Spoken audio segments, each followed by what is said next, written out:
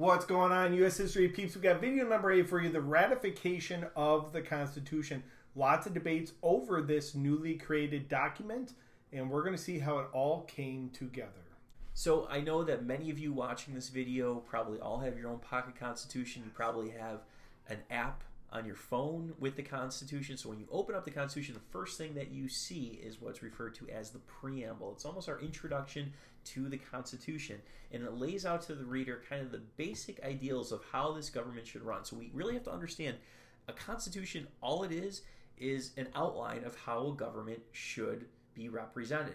And when you look at our Constitution, our preamble talks about some big things. It's talking about providing a stronger national or central or even federal government. It's talking about a justice system, promoting domestic peace, a common defense, well-being, and liberty. So some big ideas that we see very early on within our Constitution. So also when you study the Constitution, you're going to see some very important government principles that are outlined throughout this document. The first one is popular sovereignty. Please start, underline, circle this phrase. And it's really the idea that power resides within the people, and the people have a say or help to kind of focus the direction of their government. And also it talks about the idea of democracy, or really for us in the American Constitution, creating a republic where the citizens really hand off their power within the system to representatives within the legislative body. One thing that's kind of the centerpiece of American constitutional democracy that is different than other democracies is the issue of federalism, and it's the division of power. And it's not something that we'll talk about the three branches in a second, which is very common, but we're talking about the division of power between state and local governments and that of the federal government. So again, if you remember from earlier videos, one of the main reasons that we had the Articles of Confederation with a weak central government is many Americans feared what, Mr. Norris? A strong central government, or a dictator, or a king. Right, so the way to deal with this is to create a federal system where the power is shared with the states that are much more closer to our local individual needs, with the federal government that kind of oversees the entire process of our government. So we have our state powers, very often referred to as our reserve powers. So some examples of that within our system of government today, that states oversee things like public schools, they oversee elections, and also things like licenses. So if you have a driver's license, you're usually going to have that driver's license given to you from the state in which you reside. Now, on the other side, we talk about federal powers, or what's referred to as delegated powers, powers specifically outlined within the Constitution given to the federal government.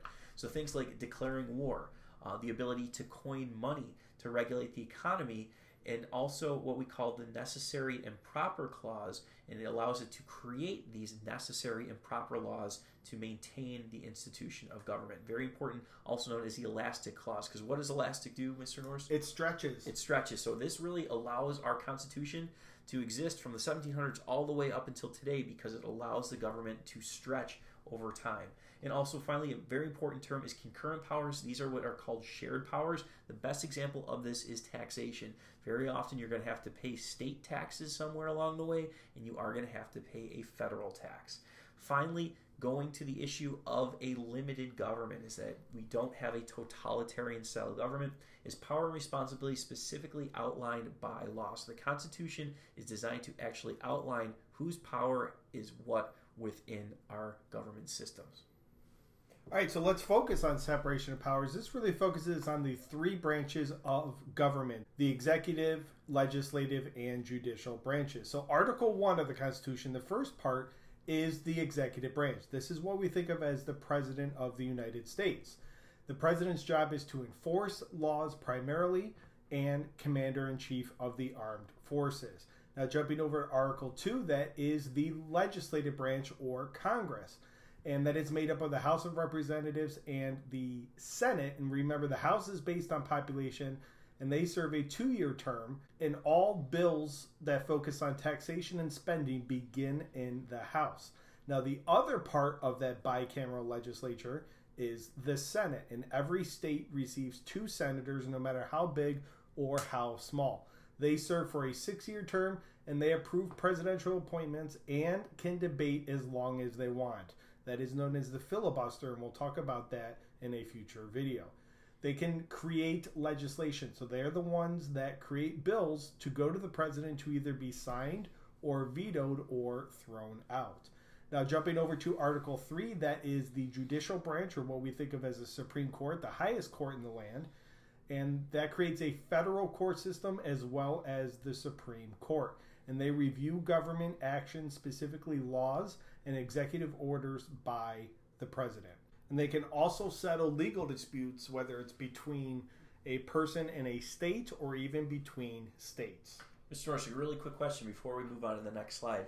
If you're a federally appointed judge, do you know how long you get to serve for? Great point. You serve for life. And the idea behind that, I know it's crazy. The idea is that you won't be influenced by political opinion or swayed just to be reelected. So the framers entrusted these people to make the best decisions for the country and not have to be reliant upon being reelected. All right, so let's move on to a very famous phrase within our Constitution and our separation of powers is checks and balances. So what is this? Well, this is designed within the Constitution and really gives the ability to each branch, those three branches Mr. Norris just talked about, to check or influence the others. And the goal is to try and maintain a balance of power between the branches. Very often we talk about three co- and equal branches of government, but I wouldn't really say that each branch is equal. We'll talk about this over time, that some branches will be able to gain more power than others. Early in our founding, the legislative branch was very powerful. Today, in modern times, the executive branch has become powerful. We'll talk about why that is and what historical events have happened to really shift those powers. But there are ways that each branch can check the other. So let's start with the executive, or specifically the president.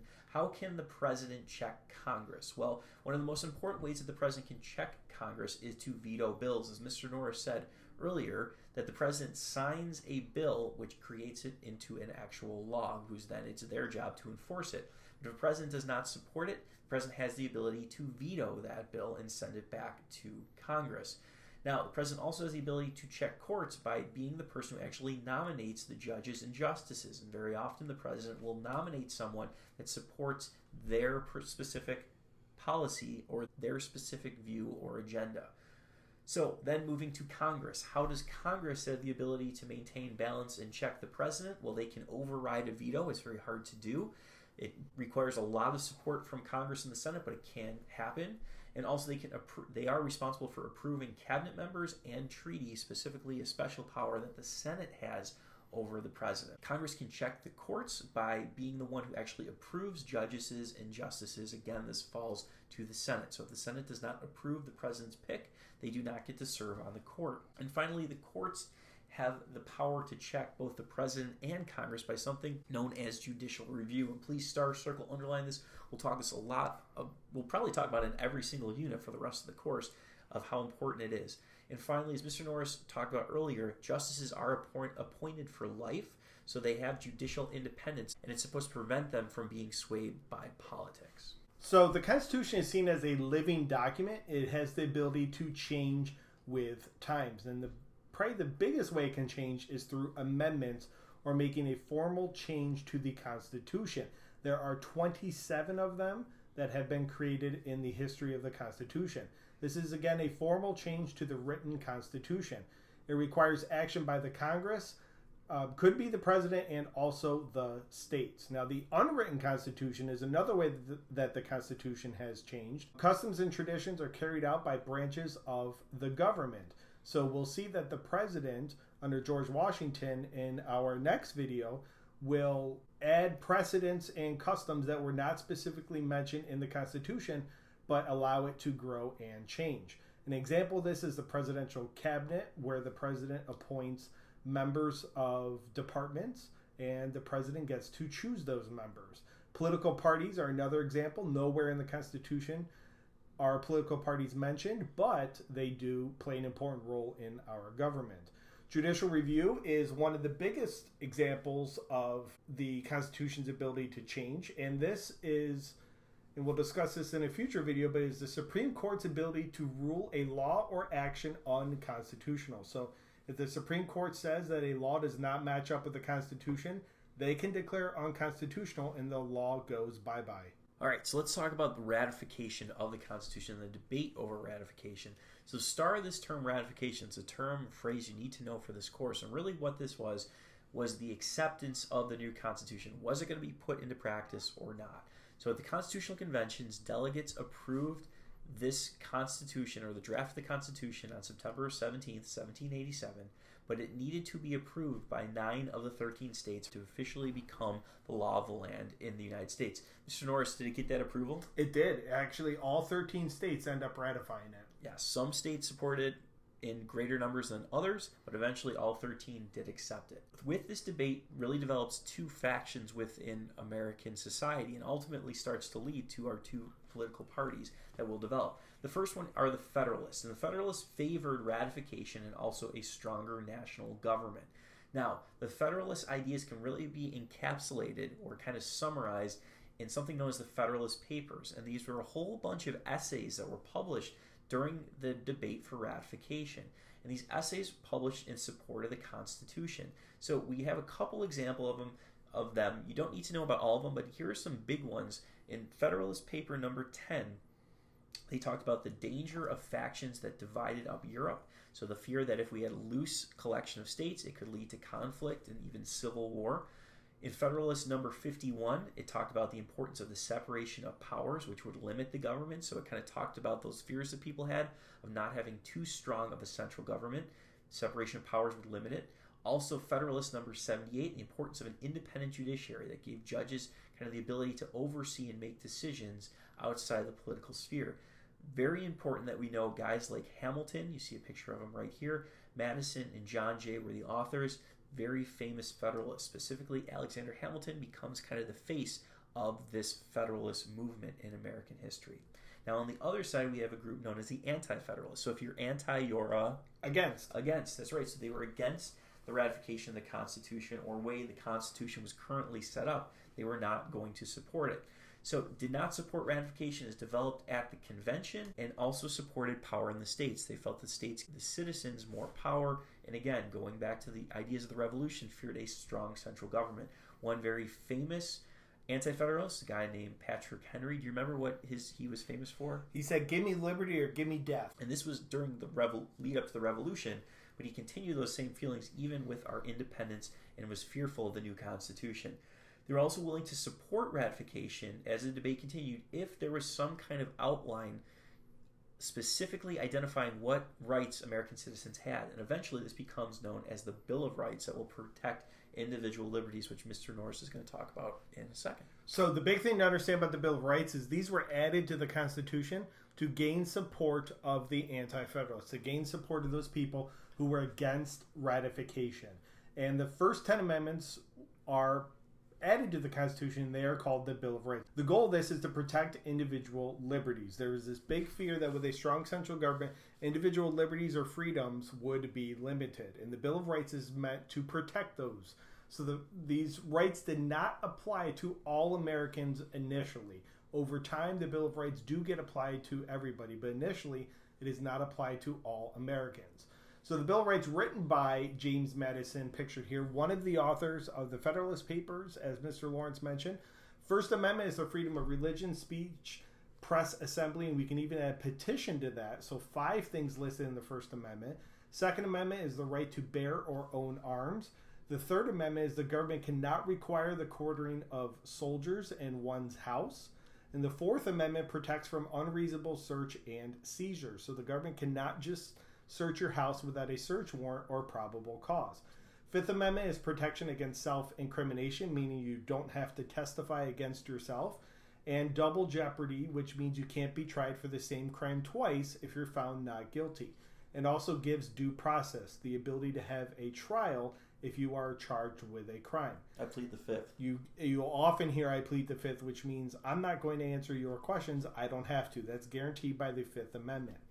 The Sixth Amendment guarantees a speedy public trial, and you can confront witnesses, and you have the right to an attorney. Seventh is the right to a jury trial in civil cases. So if somebody sues you, you have the right to have a jury decide the fate of the case. The Eighth Amendment is against excessive bail and cruel and unusual punishment.